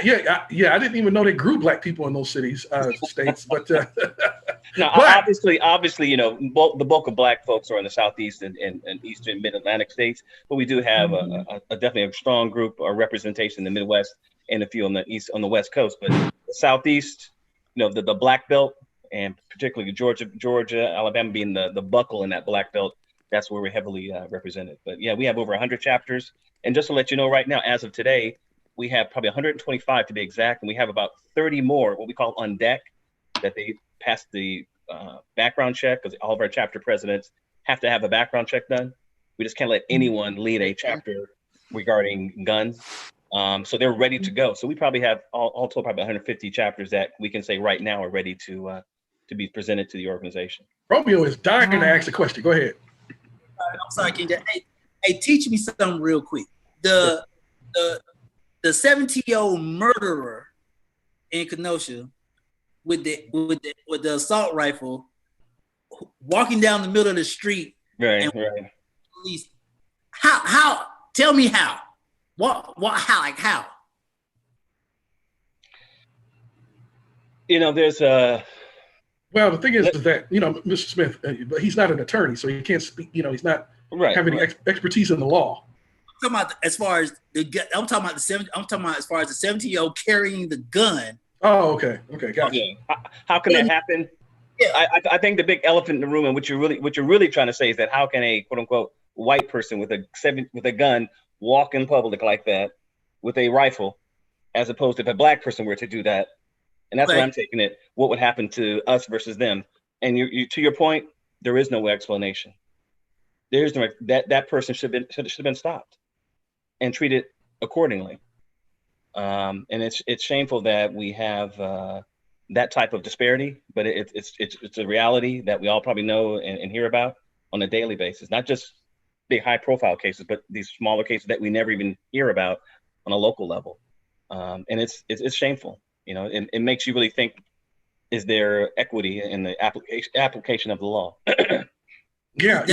It makes you wonder if so-called quote unquote Lady Justice, she can actually see. Correct. Okay. Does he have the right to carry it at 17? I think I'll say this: if the law says you can carry a firearm, open carry, because we're talking open carry here in Georgia, where I'm at, we can open carry. If you want to have your assault rifle and go into Macy's, you can do that. I wouldn't advise that. You can have it on your gun on your hip. You can walk in and go do your grocery shopping at Kroger's or Safeway or whatever. It's a different world in the South. I don't advise any African American to ever do that. Even if you are the most law-abiding person in the world, just the perception and the dangers that you would automatically bring upon yourself is just too overwhelming. I would never do that. Always conceal carry if you're an African American. I do every day. It's better to have a gun and no one know that you have that particular gun until something if something were to happen, then you can obviously defend yourself. But I'm just not a big advocate of open carry on any level. Yes, Cassidy. Before I ask my last question, Cassidy, did you have anything else you wanted to say to the gentleman or ask the gentleman? I was just saying, you were saying in Georgia, I'm in Georgia as well. And you mentioned someone going to Macy's, and it's so crazy because here in Atlanta, I've never even seen or noticed anyone just carrying a gun out like that. Right. I have not in Atlanta specifically. Maybe like some suburbs are out, but that's very interesting that you mentioned that because you definitely see it kind of like you said in the surrounding metro areas. Kennesaw. Maybe Locust Grove, Marietta, but in the inner city, you typically don't see someone carrying, but definitely on the outskirts for sure, a lot. So as we close out the segment on the Rolling Out AM Wake Up Call, and thank you for all our supporters and all those who are sharing our show. Mr. Smith, I wanted to find where do you go from here in terms of, I know that you have in your mind, because you, in just 5 years, you grew this to over 30,000 people. That's a tremendous amount of people in just 5 years. So where do we go from here in terms of your organization moving forward? And what do you hope that people get? The message that you want to get out for people. If you were speaking to like 10,000, 100,000 people right now, you wanted to get a point across about what you were trying to get about your company objective. What is that? Yeah, fortunately, I'm really pleased to say this. I talk to African Americans across the country every day, at least 15 to 20 brothers and sisters like ourselves. The one thing that is still under the surface, I don't care if I'm talking to a Black doctor or a Black nurse or a teacher or even some law enforcement officers, we have the right to carry firearms. We have the right to protect ourselves. We have to change that social narrative. We must get the victor attitude versus a victim. It's okay. Our ancestors died for us, for all of us to sit here and have this conversation today. Millions of African Americans died for us to get to this point. So I'm not going to let my rights go not being utilized when someone has died for me to use them. We have that right. The Second Amendment is just as much ours as anyone else's. 2, our goal is 100,000 minimum. We'll probably reach that within the next year and a half as far as membership, where we're going. Last year, this time, we were getting probably 4 to 5 people joining, 6 people joining a day. Now we're getting that 10 to 15 people joining per hour, all day long, every day, including Sundays. So we've grown exponentially. My goal is that every African American get exposed to our organization. I'm not saying you have to join, because right now, as we speak, there are 6 million African American men and women with guns either in their home, their car, or on their person right now. Obviously, all 6 million of those folks are not NAGA members, but my goal is to at least have them exposed to our organization, because face it right now, because we've had no advertising. I want to mention that. No advertising up until now. It's strictly been word of mouth. Now, we are starting to advertise, and you're starting to see our numbers go up exponentially, but my goal is to have everyone exposed to the organization, look at it and say, you know what? I'm a Black person living in America, and ask yourself the question, do I need a gun, or should I have a gun for my own personal existence and for my loved ones and my family? And I would say yes, a resounding yes, we do need to have guns. Go to www.naaga.co. That's our website. Take a look at it. A lot of information there, a lot of activity, and hopefully we can have you join. Okay. I'm asking the producers if we have just a moment, because Romeo is about to explode over there to one of the actual final question. And if you I see him moving. I see him moving. Yes. And if you would please tame your verbosity. If you don't be so verbose, keep your question quick. Okay. I'm sorry. Because he don't intrigue the young mind. Check this out. What about when it comes to carrying knives? Is that do you need a permit for that or no? I can't speak to any other state but Georgia, because I live in Georgia. A knife can be considered a weapon. So yes, you would definitely need to have some type of concealed carry license. I believe anyway. Okay. No, that actually is a good point. Andy kept this question quick. So, but that actually is a good question, and people do need to know. You know what I'm saying? And I think that's one of our problems, is that we're ignorant of the law. Correct. And therefore, we get caught up in these. That's a beautiful point. That's a beautiful point. You are right on message. If you don't know the law, don't grab that item. Like when I have my gun, when I go out and conceal carry, I know I have the right to conceal carry. I'm not going to go out and do something that I don't know the possible results of my actions. And you're right on point for that. Absolutely. Yes. Thank you for that question, Romeo. That was actually a good question. And one more time, the National African American Gun Association, NAAGA.org. Thank you for Mr. Smith. .co. Oh, did I say org? Yeah, it's NAGA.co. Okay. NAGA.co. NAAGA.co. My apologies.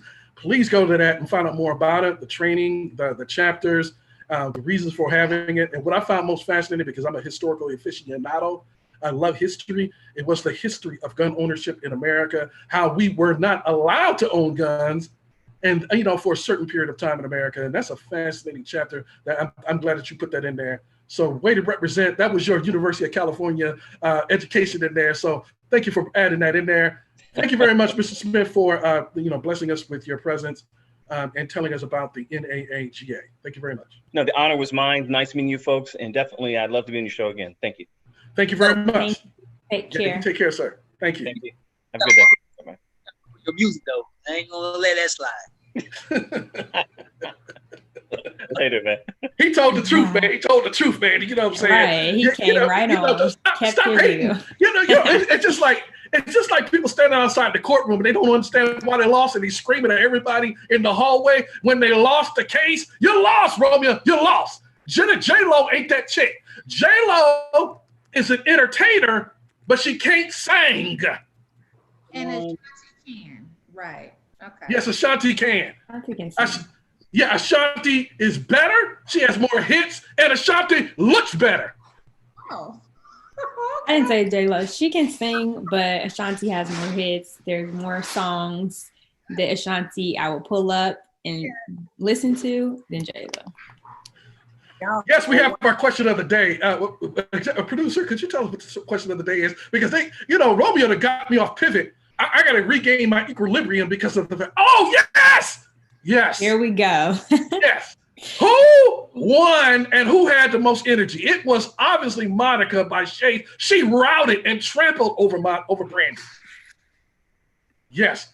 So the winner of the show yesterday, in my opinion, of the versus battle, was both of them actually. They both won. America won 1.2 million. It's a record. It's another record, and it's another victory for Swiss Beats and Timbaland. But in terms of the versus battle, Monica won. Okay, so my report was cut off. My internet went out. I really didn't get a chance to finish my report regarding Brandy and Monica, but hands down, Brandy won. Overall, energy, in terms of energy, Brandy brought it. She was friendly. She was happy. She was prepared. She knew her lyrics. She was on key. Like, I'm just saying, I'm not saying that Monica wasn't on key. I mean, what makes you think she wasn't prepared? She knew her songs. Who? Monica. How can y'all question her not knowing her own music? Right. I mean, what is she? Didn't sing. Like the last song was the duet, "The Boy Is Mine," and it was obvious that either she forgot the lyrics or she just didn't want to compete with Brandy's vocals because Brandy brought it. So we only talk about "The Boy Is Mine" because she was singing her other songs for sure. And I didn't hear her miss no lyrics. Thank you. She forgot the lyrics to "A Change Is Gonna Come," so you guys go back and watch that as well. Overall, I'm just gonna say it. Monica looked like she didn't want to be there. Her energy was completely off. She may have lip synced the whole time, if not half the time. I'm just saying, like she did not bring it. And then at the end, when Brandy was embracing her and hugging her and welcoming her in, her energy was just stoic. It was just like, "Don't touch me, I'm good." And like it was terrible. It was just terrible energy on camera. It was. But you right, King James. Your 20 seconds of watching, you was right. She danced, okay. You was right. She danced in 20 seconds. Okay. No. I spent several songs watching it, and I just liked Monica's energy. I liked what she did. But if you say, it's funny that they're trying to reduce this, Cassidy, to just "The Boy Is Mine." I thought that they was on there for 3 hours. Did they, 3 hours? Okay. And "The Boy Is Mine" is 3 minutes. So you cannot 5 minutes of the show. Yeah, you cannot condense. See, we're not going to let you do this. That's trickery. See, that's trickery. See that, what Portia and Romeo are trying to do. You know what I'm saying? So we're not going to allow them to do that right now. All I know is that when I watched songs, not just minutes, I watched several songs, and to me, Monica took it. Monica took it away. She's the one that high-fived her. And if she did not look like she wanted to be there, it's probably because she might have gotten broken off the beat there, and because Brandy started the beat in the first place. Brandy has been the aggressor. You know who's trending right now? I saw. What's trending? Brandy. Go ahead. I saw a lot of commentary about Brandy's energy and her being a little shady. Yes. During the verses. I'm just putting it out there because that's what. Relative. It all depends on how you want to take it. Some people take it as shade. Some people take it as, "I'm just being real and saying what's on my mind." I don't think she was being shady. She was. She was coming with it. She was prepared. She was ready. She had, you can tell that she researched her stuff. Like she went back in the day and actually, you could tell that she looked up her songs. She practiced her songs. I'm not saying that Monica didn't. I'm just saying that Brandy did. Okay. Is there anybody on Facebook talking about it? Romeo, anybody? Yeah, Facebook says, "I love Portia and Romeo." Thank you, Facebook. They also said, D-Shield said the shade was on time. They enjoyed the. You know what? D-Shield said, "I enjoyed the battle. Monica was boring." Thank you, D-Shield. Are you reading all of? Randy sat there the whole time. How is Monica boring? Right. She didn't even move. She didn't even get up. That's not She didn't even move. She was like this the whole time. Like, what the hell? Monica was up dancing to her own music. She was giving more performance. Brandy sat there in the chair the entire time. All Monica did was promote her album. Brandy won. Well, good for her. She used the platform to do what she got to do. Okay, Yeah, she had new music and it sounded good. Okay, with Lil Baby. Yeah. Well, speaking of cultural appropriation and J-Lo, because we know that J-Lo is a culture vulture. Because Ashley, I'm sending the producers a video, and it's gonna prove me and Portia's point. It's showing the behind the scenes of Brandy's side and Monica's side. Watch this. Yeah, watch this. Go ahead. We don't want to see the behind the scenes. We want to see the actual battle. No, we want a 360 view of what happened last night because y'all gonna pick the only point that speaks to right. We need Amir. I need a non-biased person to come on and set out the facts because he's gonna give us a list. Oh, hold on. I'm getting Amir for you. Tally marks, who did what, vocals, lyrics, energy, fashion. He gonna break it down. Yeah. About fashion. So a lot of people were talking about Brandy being I'm over you. Brandy had one hit, and then my brothers and sisters, Monica had a hit in 1922. Ooh, so let me tell Amir, you on. That's wrong, Romeo. That is wrong, Romeo. That's wrong. Oh my goodness. Back to fashion. So Brandy was comfortable, and I think that was the vibe that she wanted to bring. She was definitely bohemian chic. She was giving me bohemian goddess. No, she looked like she just got out of bed. She looked like she had just got. She looked like she had just came from the laundry room. It's okay. I'm gonna write a story today on all the memes. We just gonna pull all the memes. Yes, that people please. Are talking about because everyone needs to see it. Okay, so Cass, let's go to Monica. Monica looked uncomfortable all night, even though she had on Fendi, a little crop Fendi thing in a corset. She looked uncomfortable. And what did she look cute? Did she have on pants or were those boots? Who cares? Pants or boots? Good. you ever somebody their biasness, they it's okay, Terry. We just gonna. It's okay. No, let Terry finish his point. This is ridiculous. This is just ridiculous. She had to acknowledge that she wore Fenty, but she still is throwing shade. The girl looked good last night. Monica looked good. Come on now. Monica was cute from the chest up. That's all I got to say. That's fine. She was still cute. Cute from the chest up. Overall, bohemian goddess. She gave me bohemian goddess. This is who you chose. Bohemian goddess. Stop it. Portia already won. This is who you chose, Cassidy. This is who you chose. It's okay. I'm gonna pull up the memes. I ain't gonna do it on here. I ain't gonna say what people was talking about, but I'm gonna just put the memes on the website. On the Twitter. You got that video. Ashley. Please tell me you got it. Because people were not feeling Brandy's look. Let me just be 100 with it. All right. Well, while we're waiting for the video to come. I love this. We won already. What's that? No, you did not. No, while we're waiting for the video to come up. Y'all don't have receipts. The next question of the yeah, they don't. They came to the courtroom unprepared. But while we're waiting for that, and talking about cultural appropriation and J-Lo, Jennifer Lopez, who is a culture vulture, here is a picture of Adele. And Adele has definitely basically articulated her love of Black music. And she has been very deferential to Black music artists, most particularly Beyonce. But they took a picture of her with these Bantu knots and a Jamaican, what is it, a bikini top? I mean, is this going too far? Is this a cultural appropriation as we have to find it? Is this when I saw this photo, I wasn't thinking about the Bantu knots or the Jamaican little top. I was thinking about how good she looks because she's lost so much weight. You know what? Yeah, I was thinking about Portia got something to say. She is. Yeah, I know she is. Go ahead, Portia. I know she's about to come with some shades. Just drop it. Go ahead, drop the little T. When I saw that picture of her, I thought it was Katy Perry. That's number one.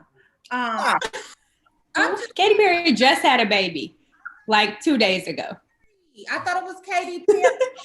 I love me some Adele. Do not get me wrong. I love me some Adele. I never thought she had an issue with her weight. I always thought she looked beautiful no matter what. But when I saw the picture with the Bantu knots and the feathers and the Jamaican flag for the bra thingy, I thought Katy Perry. And I had to do that. I'm like, that's not Adele. That's because she's lost so much weight and she looks good. Lost so much weight, but I don't necessarily think it fits her. I know it's not my place to say who it fits or not in terms of weight loss, but it doesn't look like her. I'm just hoping that she sounds the same. That's all. Well, let me ask you this: Do you believe that Katy Perry and Adele are culture vultures? No. D Shield says, as for Adele, I say maybe. I don't think that makes her a culture vulture. Plus, where she lives is not received as culture. You got to take in Adele. And thank you, D Shield. You got to take in Adele, where she lives, and the culture that's in that.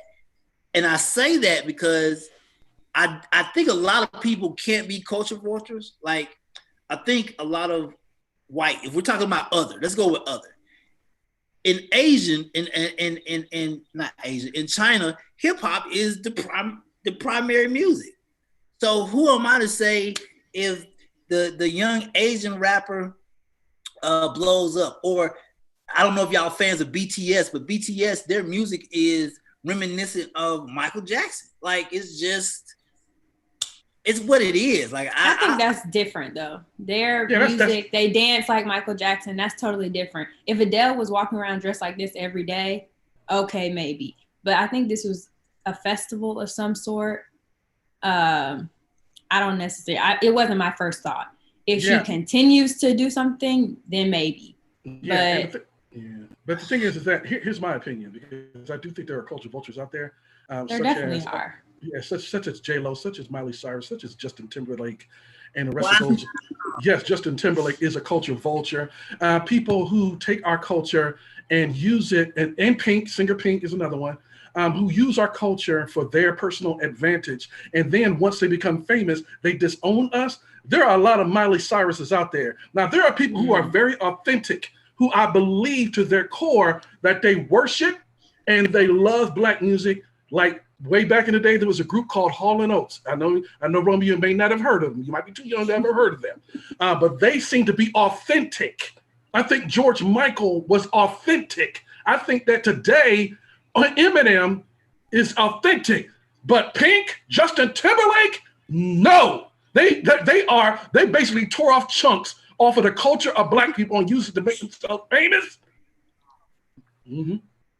Okay, so first off, Terry, you're not gonna do that to Pink because Pink was not in this conversation, and Pink is not a culture vulture. You're not gonna talk about Pink. I love me some Pink. Okay. Now Katy Perry, on the other hand, she might be. I don't think Adele is. I think Adele is doing. She probably was just at a festival, feeling it, feeling ethnic, wanting to celebrate whatever festival that was. She was beautiful. She just reminded me of Katy Perry. You can't say Justin Timberlake is a culture vulture. The man grew up off of R. Look, he is from Memphis, Tennessee. He grew up off of jazz, and he grew up off of real R&B Black music. What are you talking about? Then he should have stood and defended Janet Jackson. He disowned Janet Jackson, and I haven't forgiven him since. Janet Jackson thing, I missed it. Oh, you talking about the Nipplegate at the Super Bowl? You forgot that? It was only one. So what I'm saying is that okay, in my opinion, I think there are people. Now, Miley Cyrus is the most blatant example of a person who uses our culture to become more famous. Because for real, listen to this. I had never heard of Miley Cyrus before rap music. I didn't care I don't watch Nickelodeon. So I didn't know anything about a Miley Cyrus even existed until she started playing rap. And then she went on her magazines and disowned rap. And then she left it and then she's trying to come back to rap. No, you are a culture vulture. Stay over there. We don't need you, and we don't want you. Keep your ass in Nashville. That's what I'll say what Femi Swint said. Femi Swint from Facebook. Pink is authentic. She's from the hood. Her neighborhood is surrounded by blacks as very integrated area where she's from. And speaking of integrated, Ashley, could you play that clip real quick so we can show these people? Because I just want to make sure that me and Portia prove our point. This is Brandy's side. And I want y'all to see Brandy's side as the music is this, go ahead. Oh, is that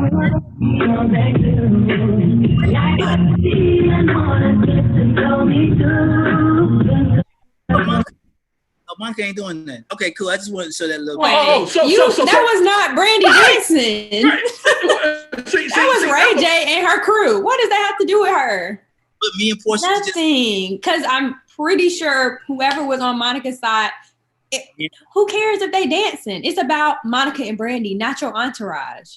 Portia just said Brandy's energy was way more different. And as you can see, her energy. That ain't Brandy's energy. That's somebody else's energy. Based off some music. Now here's stop it. Right. The first time, right, Cassidy, the first time that I found out that Brandy had the ability to walk was when they went on break.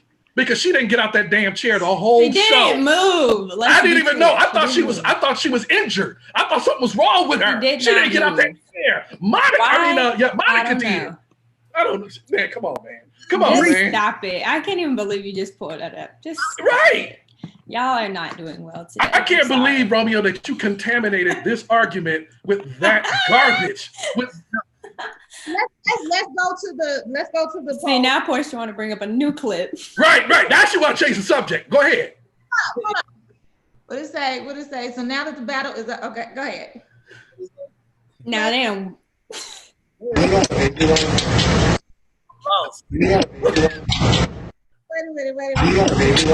Wait. Okay.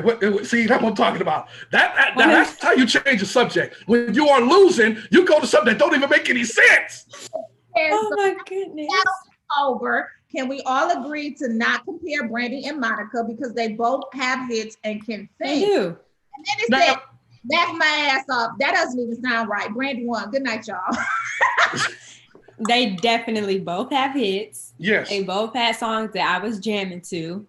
I think they just brought different vibes to this show, and different people interpreted them different.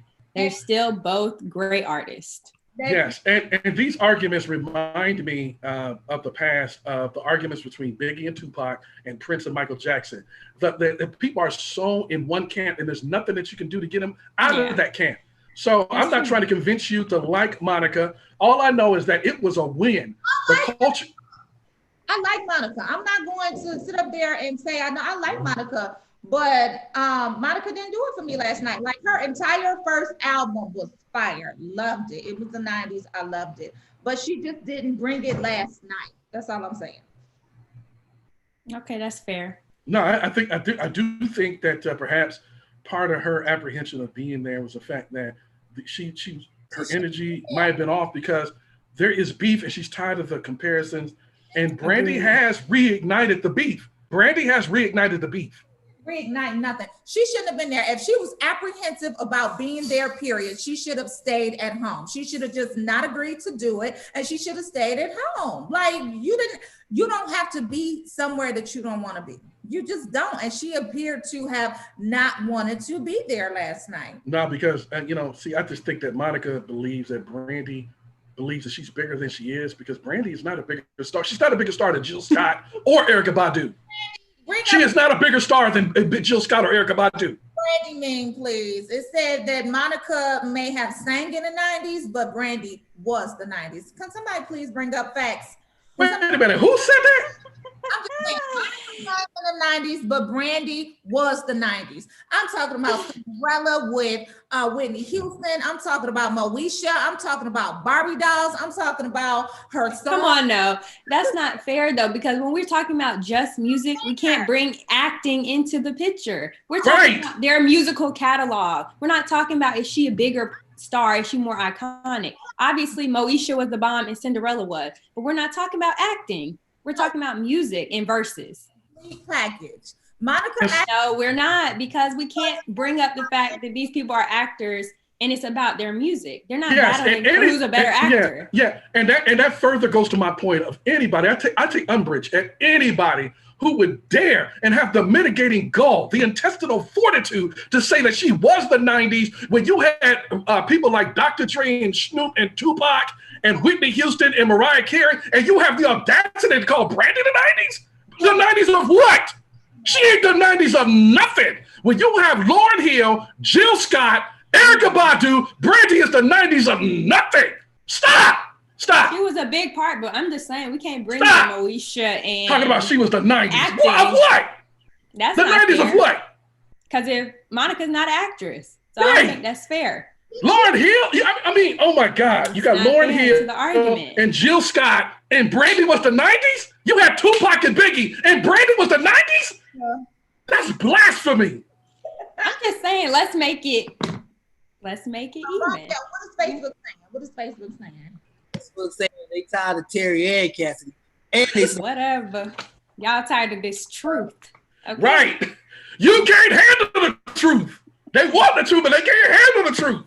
That's not fair, because people look at Moesha. I mean, they look at Brandy and think Moesha. They think Cinderella. Those are all a part of her brand, yes. And they contribute to her success. I feel like I'm having the same conversation when I talk to people about Prince. And I go, yes, Prince was more versatile. Yes, Prince played more instruments. But does that mean he was a bigger star? No, Mike was a bigger star. Or, you know what I'm saying? But Brandy was more versatile in her artistic repertoire. Nobody is denying that. But yesterday was about songs, and yesterday Monica won. So let me ask you this, King James. You don't keep bringing up Prince and Michael Jackson. Okay, Tupac and Biggie, whatever. Tupac and Biggie. We don't gotta bring up none of them. I'm just saying it ain't about nothing else but music. Even on that level, who made a bigger impact, Michael or Prince? Just impact. I'm not talking about music. Who made a bigger cultural impact? And that's what I'm talking about. Michael Jackson. Prince was the better musician. Prince was more versatile. Prince was doing everything in the studio from right, you know what I'm saying? But Mike had the bigger impact. Yeah, Michael Jackson had folks fainting in China at his concert. Come on. Michael Jackson was the bigger star. Going back to Team Portia, you just said that. Now I'm gonna ask this. Who made the biggest cultural impact, Brandy or Monica?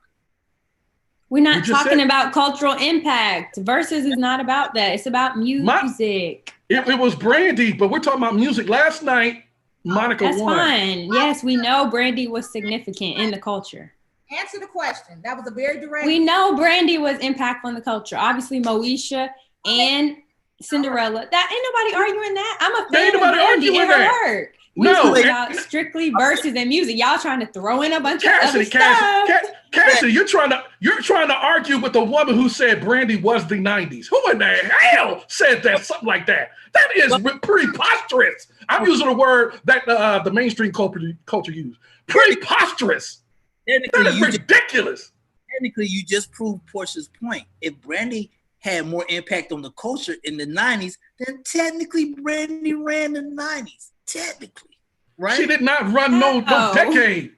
I mean, ran the decade. She wasn't the only relative person in the 90s, but I'm not saying that takes away from what she did. What she did was I just can't. I can't believe that you're even saying this, Romeo. You had all those great A-list musicians in the 90s. I mean, and you're gonna say that Brandy ran the 90s? I mean, what?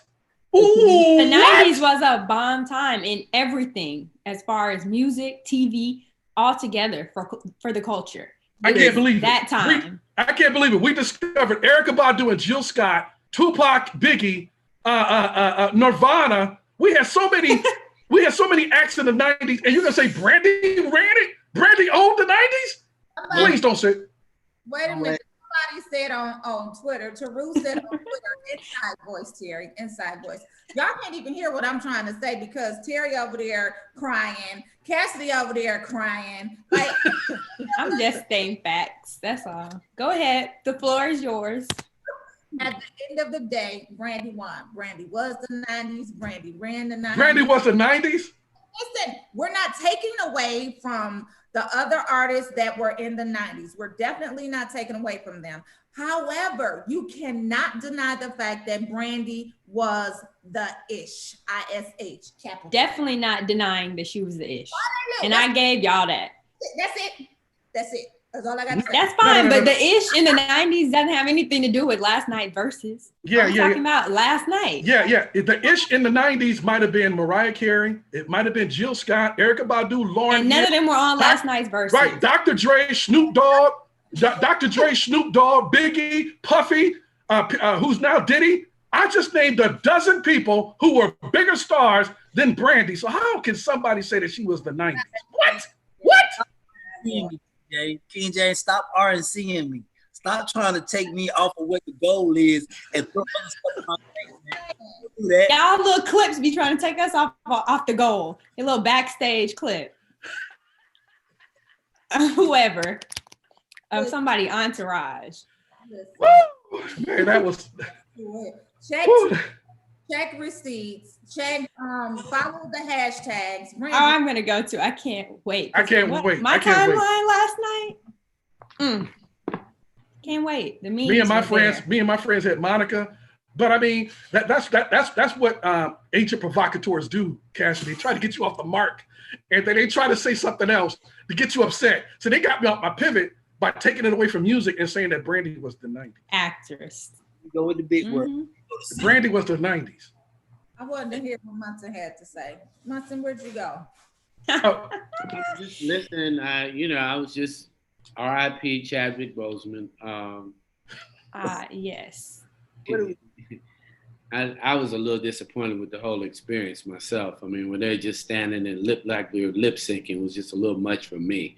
To me, I think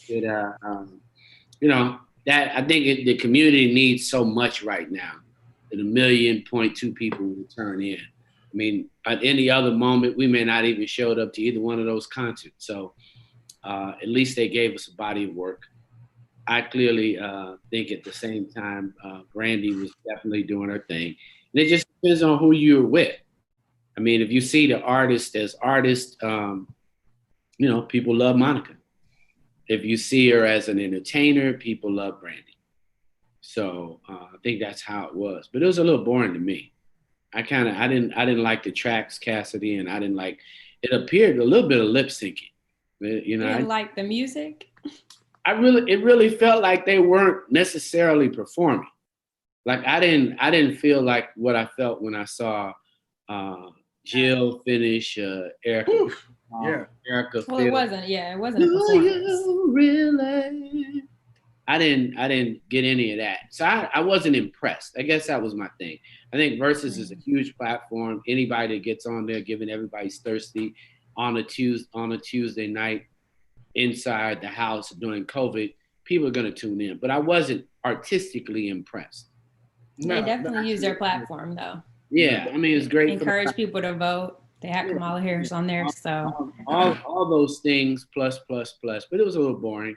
I thought 3 hours. I clearly couldn't tune in for 3 hours. It was kind of like I'll check back, but I thought that even Snoop and DMX put on a better in live performance because they were doing they were actually doing some.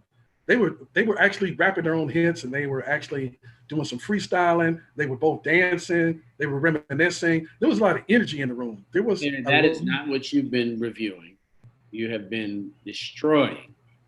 You have literally been destroying. I mean, if there was ever a destroyer, I hope you don't meet Brandy because you completely destroyed. Nobody, no.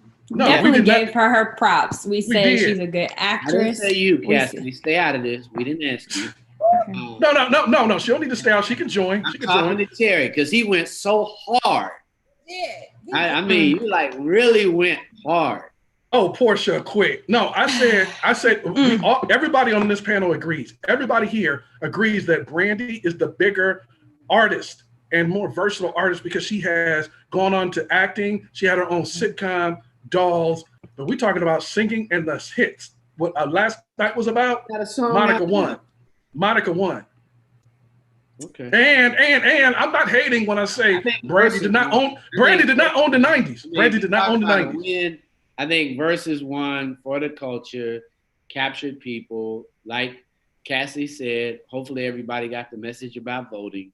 If they didn't get anything else out of it, hopefully they understood that we still are in a moment where we need to move the current administration out.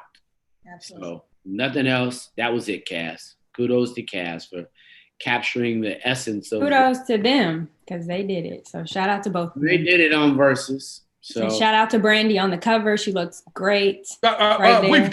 We've done a cover on Monica as well, Romeo. Shout out to Brandy, who was on a recent cover. So we definitely giving props to Black women at the end of the day. It's it's all love here. And they broke. It ain't one versus the other. It's just versus, But I do agree with Cass. It was about the music. All that other stuff y'all were dragging into the conversation was just out of place. Like it was, those are all stretches of the imagination. That was Portia's fault. Listen, musically, who would y'all? Portia, we're gonna stay in this moment. We already talked a lot. I mean, I watched it. It was a lot. It was. What do y'all think was Monica's biggest hit? Why does it matter? We've done the verses. Because they seem to think that Monica musically is better than Brandy, especially. No, I'm not saying that. They both have hits, is what I'm saying. I just enjoyed it. Last night, what was Monica's biggest hit? Like, I'm gonna go like. Don't do that because y'all definitely didn't have. No, she did it, Cass. She did it. She did it. No answer on some people. She has hits. I think both of the biggest. Thoughts of the day. Both of the biggest hits was "The Boy Is Mine." That was their biggest hit for both of them. Both of them. Cass, start them off with a positive thought. That's what I thought. Positive thoughts. Give people their flowers while they're still here. That's it. I'm gonna pass it to Romeo. I'm glad you passed it to me, Cass. I want everybody to have a great 1st of September, and always remember that if Brandy's on the track and the other person is whack. Let's go, King. No, I just think that it's time for us to really take into consideration, especially for those who are not accustomed to gun ownership or handling a gun. I think it's time to at least educate yourself on the process. So my positive thought of the day is to continue your educational process as we brought on NAAGA owner or founder Philip Smith from the National African American Gun Association. Educate yourself and then make your own decision. So educate. And I pass it on to Portia Monique. So my positive thought of the day, aside from Brandy winning versus last night. Oh boy, the shade and the pettiness, boy. You got a whole purse full over there. My thought of the day, what you think you become, what you feel you attract, what you imagine you create. So think great thoughts, feel abundance, and imagine and create the life that you want. I got chills saying that, y'all. That's how. And I'm with you on that, Portia. Got chills reading it. I'm with you on that, Portia. I'm with you. You always trying to come for me. No, I said I'm with you. Thank you, Terry. Thank you. I'm going to pass the ball to Munson Steve to close us out.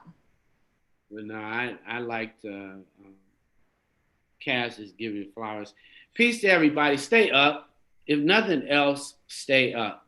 Do not let this moment, this COVID, the massive, unreconciled saying goodbye to many famous and unfamous loved ones. Stay prayed up, because this is that moment that we are all tried to avoid, but it's going to be a long run. We will definitely have a COVID Christmas. So the best that we can do is actually have a new administration in the future. So to all you out there, hopefully register. Definitely, if you aren't registered, do it. But if nothing else, go get your ballot. Go vote early, and we want you to stay up. Nothing else. I think there's a lot of good banter. Nobody was mad. Everybody's happy. But don't let your emotions take you down right now. This is not the moment. If you're feeling really bad, seek some professional help, because this is Rolling Out AM and we want you to do better.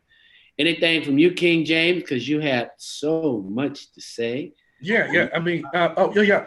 As we shout out to Chadwick Boseman, a legend, and we have to give props and rest in peace, another legend, John Thompson of Georgetown. He was just a towering figure when I was a little kid, and I just admired him so much. So shout out to him.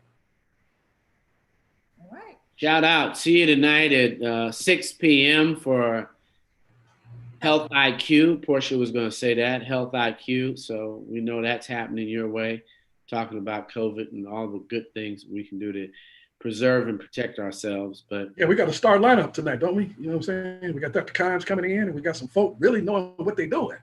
Well, he's doing a lot of testing and helping people, but he's a all the way around physician. So this is some of the best subject matter experts in the country on Health IQ at 6 p.m. here on Rolling Out. For all of you, from all of us, King James, Cass in the City, Portia, Monique, Romeo, which has a new hashtag, international. We'll see you tomorrow.